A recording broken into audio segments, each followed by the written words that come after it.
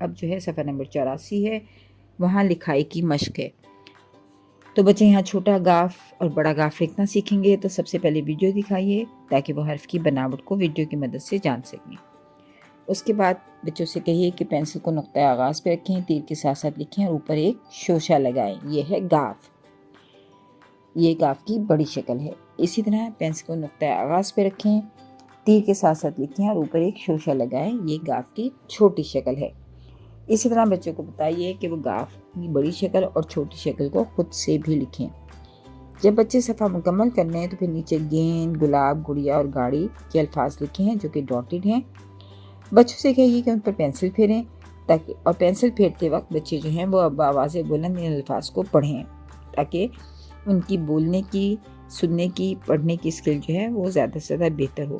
تو وہ پینسل پھیرتے جائیں اور ساتھ ساتھ ان الفاظ کو بآواز بلند بولتے جائیں۔ تو اس طرح بچے ملٹائی سینسری لرننگ کرتے ہیں، تو الفاظ کی زیادہ مضبوط بنیاد جو ہے بچوں کو فراہم ہوگی۔ شکریہ۔